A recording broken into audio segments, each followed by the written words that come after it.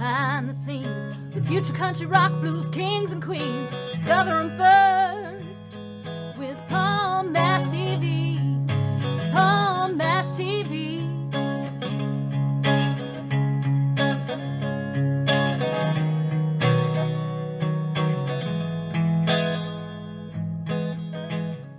Well, hello there. It's Paul Mash TV time again. Thank you so much for joining us. We got another great interview coming up for you momentarily. But before we begin, don't forget about that subscribe button and the bell below you there. Click both of those, and anytime a new episode comes your way, you'll be notified. You can check that out. And as always, if you want to leave a comment on the comment section, you're always welcome to. And go to our Facebook page, facebook.com/Paul Mash TV. And you can comment on everything you see there, plus follow us and send us an inbox, and we'll get back to you. And we love email as well, so email us at paulmashtv, all one word, at gmail.com.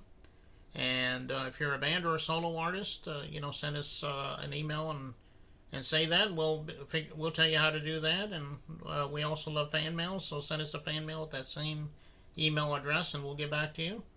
And all this is going to be recapped at the closing credits at the end of the show, so stay tuned for that. From Brighton, UK, we have Marcus Leinweber, and he's with the group Tenderhooks. Very awesome band, I think, and I know you're really going to enjoy this. And we'll get to that in a second, because it starts right now. Okay, here we are with the interview, and from Brighton, UK with us, we have Marcus Leinweber from the band Tenderhooks, and very awesome artist, I should say. Thanks for joining us, Marcus. It's a pleasure. It's great at such short notice that we've managed to hook up. Yeah, and it's always great to have artists like you on my show. How did it all begin for you? I mean, I guess you've always wanted to be an artist, I assume, but tell us in your own words. I'll try and keep it brief. I was very, very late starter, really. I only started taking the music very seriously when I was in my early 40s. Mm-hmm. But since then, I've released 8 albums. We will be releasing the 9th Tenderhooks album in the summer of this year. We've got 103 songs on streaming platforms like Spotify and Apple Music and Amazon Music. So as a songwriter, it took me a while to realize that it was something that I had a little bit of talent for and enjoy the performance side of it, because I'm an actor. So also having played the piano and the saxophone from quite an early age, it all sort of came together that having a band, writing songs for the band, performing and singing and being creative, making music videos and stuff like that is great fun, and long may it last. Okay, well, I'm glad you're doing it, and I hope you'll be around for a much longer time. And I know you make people happy with your music, and that's what's important. Yeah. Well, what are some of the influences that you've had that made you be the artist you want today? I'm sure a lot of British artists. There are, yeah. I mean, my age was slightly kind of the younger generation will know some of these acts, but having grown up in the 70s and 80s, my teenage years, I mean, I'm very hugely influenced really by a lot of the Brit bands that came out of the late 80s or the late 70s, early 80s, like The Police, Squeeze, Madness, The Cure, Pretenders, obviously with Chrissie Hynde. But I'm also a huge Bruce Springsteen fan, and Born to Run was a huge influence on me. Rumours as well by Fleetwood Mac. There are a lot of albums that sort of were played over and over and over again, and I used to most probably know every single lyric and be able to sing along to every single song on Born to Run. So Bruce, and I've seen him twice, once in the early 80s and once in the late 90s.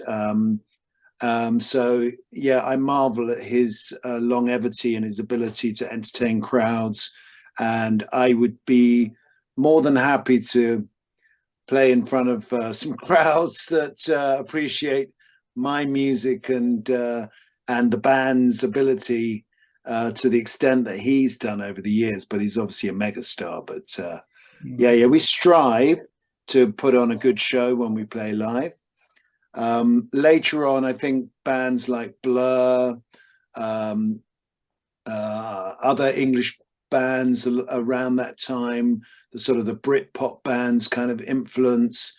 So yeah, there's always stuff trickling through, but I do tend to like to go back to listen to some soul music, some blues, R&B. I glean chord progressions and vocal arrangements and stuff like that. Do a little bit of magpieing, and then I create a new song around stuff as well. So yeah, it's a variety of different ways in which I come to write music. But influence, I miss David Bowie, huge influence as well. Yeah, those are some great ones. And Madness, obviously, Our House, I think, was one of their big hits. And Oh yeah, absolutely. yeah, Absolutely. there was some great ones back in the 70s and 80s, especially for the Yeah. British invasion. Yeah. A lot of those you mentioned otherwise, great bands, legends in their own right. Yeah. Well, there was Blondie, Debbie Harry. There was a lot of American bands coming through as well that obviously did well in England. And yeah, no, it was a great time. Great time. Somebody might be wanting to get your music right now. I'm sure it's on all streaming platforms, but they also might want to follow you on social media as well. Tell everybody where they can do that. Yeah, we have a Facebook, which is facebook.com/tenderhooks. Also Instagram with Tenderhooks Band. We have Twitter with Tenderhooks 4U, so the number 4 and then U. I did have a TikTok account, but I've stopped that. What else are we on? We're on Bandcamp as well, which is Tenderhooks Band. Yeah, that's about, they're the most, and then obviously our music is on Spotify and all the other streaming platforms. So I tend to use Instagram, Twitter, and Facebook for posting stuff up. And any of the listeners that like our stuff, if they want to follow us or subscribe, obviously to our YouTube channel, then yeah, we always love to get some new fans and interact with people around the world. Yeah, that's great fun. I do that with a lot of radio stations, and our music gets played all across the world, all the way from California to Australia. So indie stations are like our music, and long may that last. All right, everybody, you heard it from the man himself. Go to those streaming platforms, get all his music, and follow him on all those social media sites. He would fall in love with you for that. And we're getting ready to watch this video in just a moment or so. It's going to be called "Have You a Dollar More." Very awesome song, by the way. Was there a story behind that song you wanted to tell us about? Basically, yeah, it's literally about homelessness, and we have a lot of problems in Brighton with that. People living on the streets, in shop fronts. Some are alcoholics and drugs. Some, are just sort of homeless because they can't afford to have a roof over their heads. And then, of course, you have a huge problem in America, especially in the big cities. And that's to do with the drug abuse and obviously the cost of living now. And if you look at the video, it's quite hard hitting. But I think it's a statement for our times now that we have to look after each other. And I go out busking, and it's one of my most favorite ways of putting my music out there. And I do appreciate it when people come by and they put not a dollar, but a pound or 50p into, my guitar case, and even sometimes buy a CD.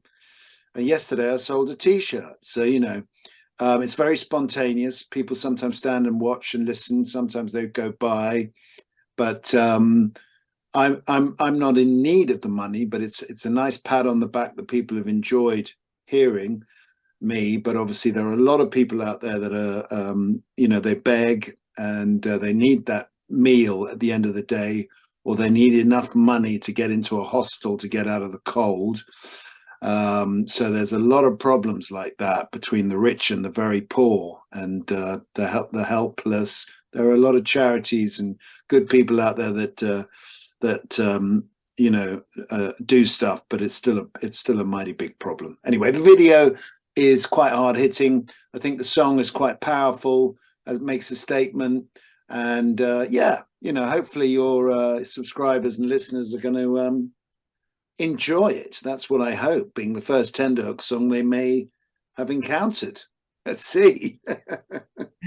Okay, and we'll be showing that in just a moment or two. But before we get into that, Marcus, we want to thank you so much for coming on the show and spending some time with us. Anytime you have a new song you want to plug, talk to us, and maybe we'll have you back on again sometime. Absolutely. We can always delve back into, I have got 3 videos that have little storylines at the beginning, because I'm an actor, so I put a little bit of a Brighton story. So if your viewers, subscribers would like to see a bit more of Brighton, Brighton is Falling is the first one, and it is 8 minutes long, but it has a very long, interesting opening bit of drama, and so that's a good combo. Okay. All right. Well, here it is. Have You a Dollar from Me by Marcus from Tenderhooks, and it starts right now.